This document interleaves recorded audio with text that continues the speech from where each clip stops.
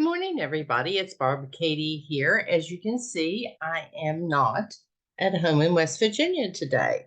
I decided last week to check with my sister and brother and see if we could have a get together at my brother's home down in Jacksonville.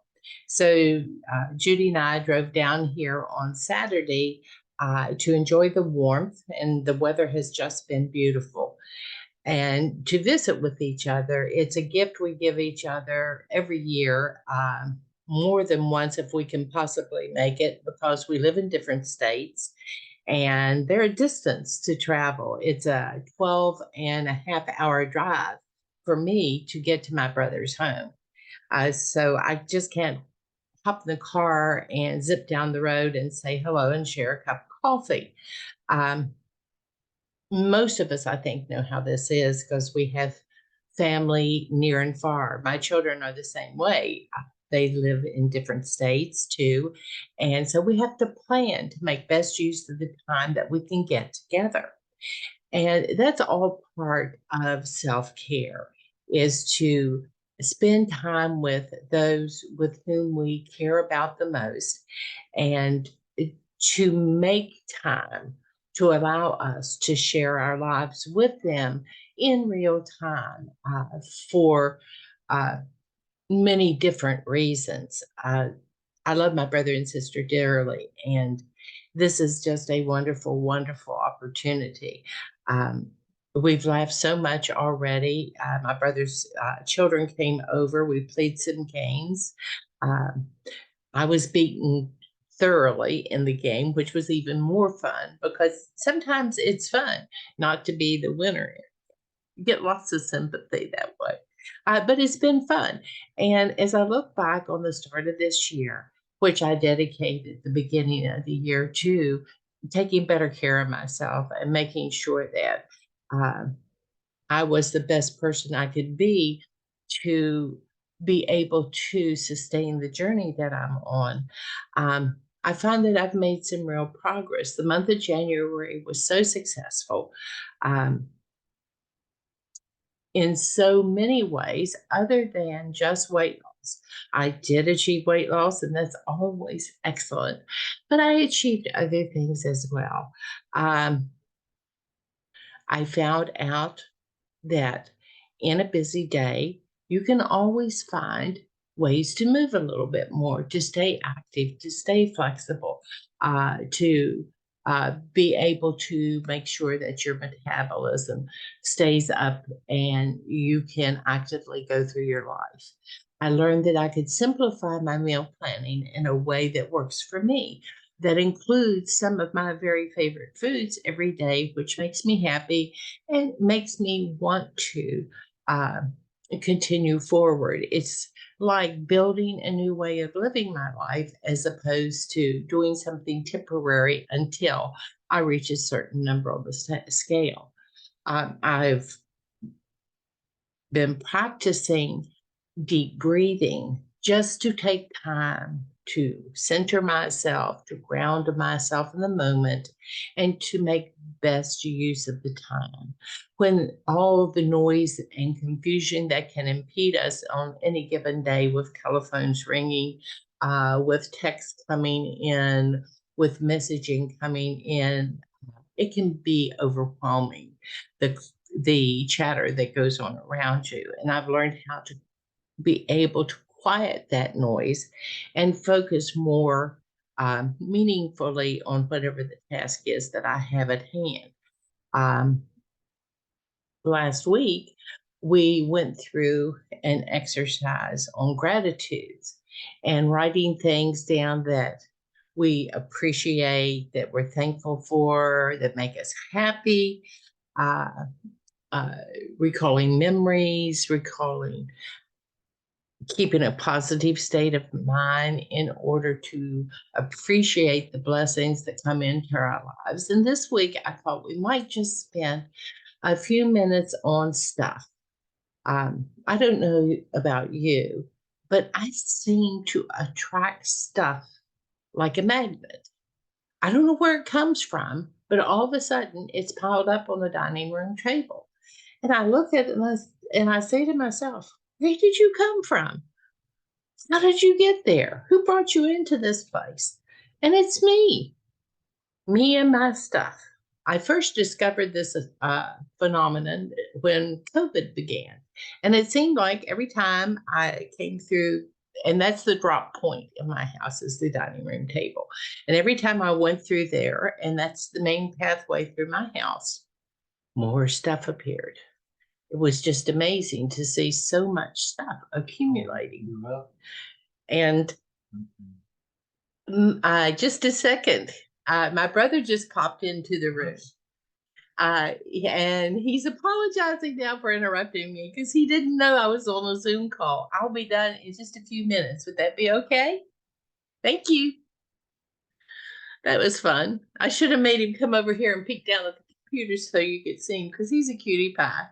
Uh, I think he was probably trying to prime me with a cup of coffee, but that's okay. I'll get it as soon as I'm done and we'll continue on the day. Um, One of the things uh, that I've been looking at today is this and thinking about because I'm not up at the house is what I'm going to need when I go back home to try to declutter because I did a pretty good job during COVID, but it came back just all of a sudden. It came back when I wasn't looking. All my stuff seemed to reaccumulate, and uh, I was looking for some organizational tips today. And one of the things that I came across was what does it actually mean to declutter? And you can declutter in many different layers and degrees and ways. You can declutter your workspace, your rest space, your living space. You can declutter your surroundings, and you can declutter your mind. So there are all different kinds of ways that you can declutter your life. And I thought to myself, one of the things I noticed when I searched for how to declutter is that mainly people focus on getting pretty containers to put their stuff in. Well, that's not really organizing your space. That's just pretty much find a nice, pretty way to store my clutter. And I really don't need to put my clutter in a box and stick it someplace. I need actually to maybe, dare I say the words out loud, get rid of some things. Actually, discard them. And I know what you're going to say. You're going to say, as soon as I throw it out, I'm going to need it tomorrow. Well, maybe you will, maybe you won't. Who knows? Give it a try. If you haven't used it in the last 3 or 4 years, what is the real likelihood that you're going to need it in the next 2 or 3 days? And if you need it in the next 2 or 3 days, how much are you going to need it? And when will you need it again after that? So I've been thinking about that. Yeah. How much do I really use this stuff that I'm saving for someday? And I notice as I sort of am doing an inventory in my mind, I have a lot of stuff that I've put aside because I might need it someday. So I've sort of began the process of assessing the importance, the functionality, and the usability of my stuff. Some of my stuff is so old, it's no longer usable. Have you ever gone and picked up a thing of sticky notes and found out the sticky's gone? They no longer function the way they're designed to be. Well, why do you have them? Throw them out. They've outlived their usefulness. And then I've been looking in my mind at the size of my office. It's a little room. It's not a great big room. Um, it was my youngest son's bedroom. And when he left home, it became my office. And it's a pretty small room. It's big enough to hold a twin bed and a dresser and a chair. And that's basically it. So you know about the space that I've got to work with. Um, and then I began looking at in in my head, I can picture where the desk is, where the bookshelf is, uh, where the file cabinet is, all those things that you basically need in an office, and the real estate it takes up in the room, and actually how big the storage is in all those things. There's a closet in there, and what do I want to put in that closet? Do I need a lot of stationary supplies and things like that to put in the closet? Now that we do so much emailing and sending of messages electronically, um, really is the need that great? Um, Only I can determine it based on the way I use the things and based on the age of some of the stuff that's stored in that room. I'm not using it too much. So I think it would be pretty safe to get rid of it and not take up unnecessary space. Um, I think maybe even as I move through this process, that to the end, I am going to actually try to not focus so much on decorating until everything has been looked at in a realistic way. Um, when I get home, what I'm going to do, very first thing, is sort. And what I need to do to sort, I don't know how you sort things, but I need to put them in piles on a flat surface that I can look at them and just sort of determine looking at the piles which ones I need, how much in which pile do I need, uh, how much I'm likely to use, et cetera, et cetera. So that'll be the first step as I begin to organize my space. And when I organize my space, I find I also organize my thinking, uh, organize my life in general, organize my day. Everything begins to want to be ordered in a way that's most efficient. So sorting is my very first step. Uh, the next step is the scary step for so many of us, and that's the purging. And what do I want to get rid of? What am I comfortable getting rid of? Um, at whatever level you're organizing, at whatever level you're taking better control of your life and managing it more efficiently, what do you purge? I remember during COVID when I was sorting and purging everything. My son said he had to watch when he came in the house what I had stacked up in the purge piles because sometimes some of his things would wind up there. And he said, "Mom, I'm not quite ready uh, to get rid of that." And I'd say, "Well, take it with you. You don't need to keep it here. Uh, it's taking up space here. Take it back to your place." And there was a lot of that went on. I gave all the boys, it was really funny, a deadline, and it was sneaky because I got them all to come to dinner. I said, "On this date, I will have your piles ready for you to come and decide to claim or let go of. And the things that you don't claim, I'm going to let go of for you." And that was a fun day, actually, as they recalled memories from the stuff that I had pulled out back then. This is not quite as big an undertaking, but it's still a matter of choosing what to let go of.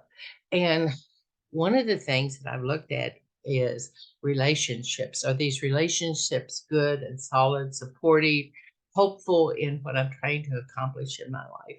Or do I have some people in my life that are friendly enemies that quietly go about sabotaging and creating barriers for me accomplishing whatever objectives I've set for myself? And I think some of us may have run into this more than once in our lives where we've had to step away from a relationship that is not beneficial and helpful. So that's what I'm looking at purging. I'm looking at basically my life and who's in it with me, as well as my life and all the stuff that surrounds me. And, the next step is just what I was talking with you about, assessing how much we want to hang on to and what we actually need to let go of. What helps us stay on track when we're tempted to take shortcuts or ignore something, a process we know we need to do. What pushes you through when everything becomes too much, when it's way too challenging. Those are the things I think I need to look back on and make sure that I keep in my life for the times when my life gets a little bit hard and overwhelming. Are there some things that I need to donate to a better cause? How many of you have more than one size of clothing in your wardrobe, in your closet? Um, Probably most of us have more than one size of clothes. Uh, what in your closet have you not worn for the last 5 years? Is it just taking up space in there that could be freed up? And maybe could it be donated somewhere else where someone else could get the good of it? And not just with clothing, but everything in your life. Um, Quite a few years ago, I remodeled my kitchen, and I don't recommend that for anybody. It was traumatic. Washing your dishes in the bathroom tub is not the way to live your life. But I got through it, and in the process, I had to go through a sort and purge and stuff in the kitchen. I When I had finished piling everything up, and I was ashamed of myself. I had 3 bins of odd storage container bottoms and lids, none of which fit each other. And then I had assorted cottage cheese containers that had been washed out and other stuff like that that I was using for storage. And it was just amazing how much storage stuff I had collected and I didn't even have room for in my kitchen. Um, when trash pickup came the day that I went through all that, the guys that collected for me just laughed. They said, "Oh, you've been under your kitchen cabinets, haven't you?" And I said, "Yes, I have." He said, "We can always tell by what's outside." And I'm sure they can. So anyway, what are you going to keep? What are you going to donate? What are you actually going to be comfortable discarding? And you don't have to be totally comfortable, but you need to figure out what you need to release from your life, uh, to declutter your life, and to make it a little bit calmer and smoother as we go through it. You can certainly assess uh, putting all the remaining items back that didn't fit in the first place, but hopefully you won't do that. Hopefully you will be comfortable letting go of something because it's a very freeing experience to not have so much weighing you down. Um, what was previously working that you held on to? What was previously not working have you held on to? And this is not just mechanics, it's also a matter of practices that you've cluttered your life with that may or may not uh, be working for the goals you want for yourself this year. Are some of those you need to put aside or let go of because you now know they don't work for you, rather than keep them in the background to plug in and probably get less than desirable results. Um, Looking at rearranging your space is also something very helpful to do because change is hard. And anytime you rearrange a space, I talked to you here a few months ago about the simple act of moving your trash can. But anytime you make any change in something that has traditionally been located somewhere in your life, you increase your awareness of how change does Im- impact the way you live your life every day, and that it helps you stay focused if you have a small static change that you can actually look at and come up against every day, because then you can remind yourself, oh yeah, I changed where I put that. I'm also trying to change these things. I need to focus on them as well.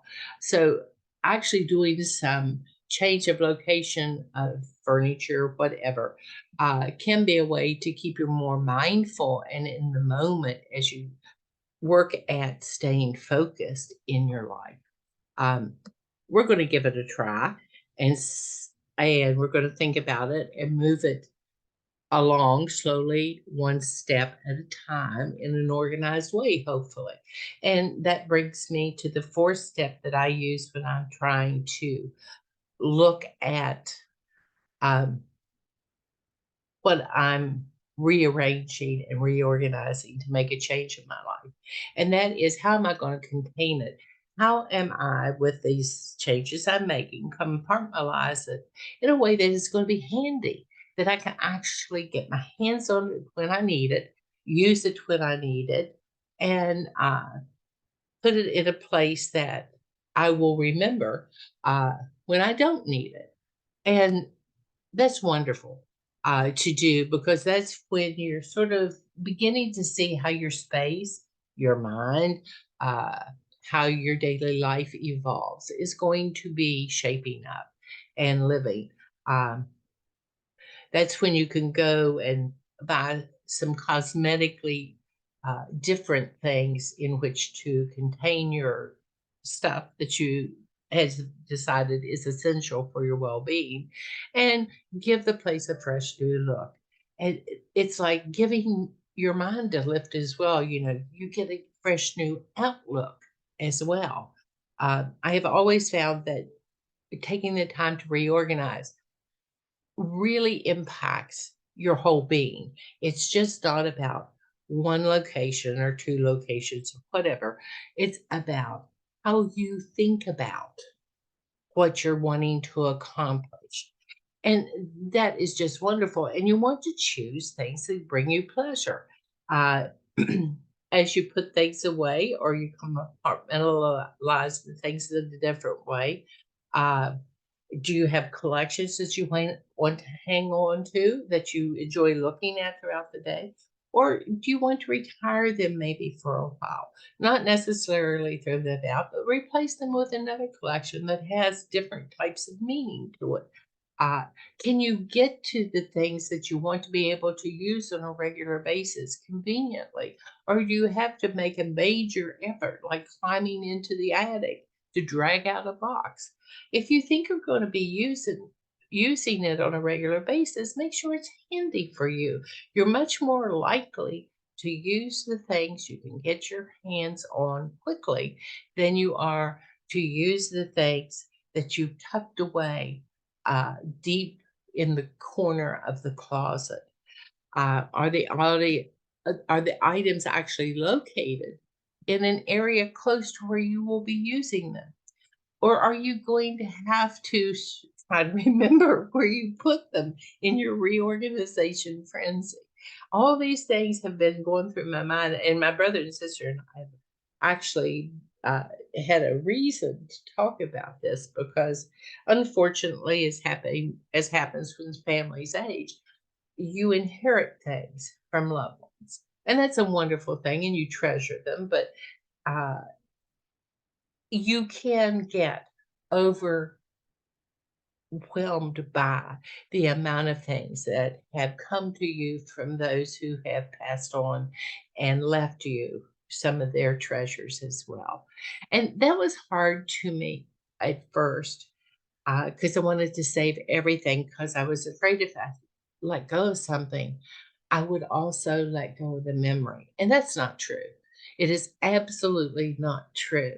The memories will remain, even if the old, chewed on, stuffed toy that has been through about six dogs doesn't remain.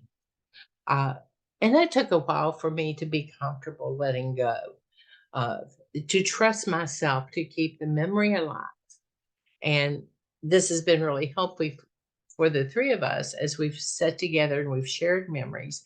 And in your mind, you can picture it as it was, not necessarily as it is now. But and make a decision. I'll keep the memory and I can discard this. Doesn't mean the memory is any less precious.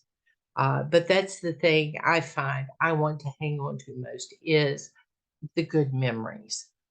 When I'm looking at things that are piling up in a corner that I'm not going to probably ever display, but they are attached to happy times and good times throughout my life. Um, One thing that I will just conclude this with, because I've been talking for a little bit of time and I can hear my brother in the background. And I know he's anxious for our day together to begin. Uh, is it's always going to be a work in progress as we go because every single day we may not gather new things, but we definitely gather new memories. And you always want to have room in your heart for the wonderful memories that you wish to cherish for the rest of your life. So I think if I work at reorganizing, and I'm reorganizing here as we chat and visit and recall things, I'm going to approach the physical task at hand when I get home with a much happier, positive attitude about what I'm going to reorganize. And where I'm going to start, and I shudder at saying it out loud to you because then it becomes sort of a commitment. But where I'm going to start is in my office, where I do all kinds of mundane things like paying the bills, where I do some writing, where I do some things with Tops, uh, and where I communicate a lot with family and friends. I'm going to start there with a positive attitude of making sure I cherish all of the many blessings in my life that we've already talked about in as we began the year with self-care, foremost in mind, and make my space light and sunny and happy and gay. Then, if I come across a cloudy day, I will have a place where I can be happy and peaceful and positive about what the future will bring. And I hope you actually have the same experience as you maybe think about what type of a space you would like uh, in which to be each and every day. Right now, we're about a half hour from going down to the beach and we're going to have a picnic. It's a little bit chilly, but we're dressed for it, and it's gonna be a good day here. I hope it's gonna be a good day wherever you are. Take care now. Bye.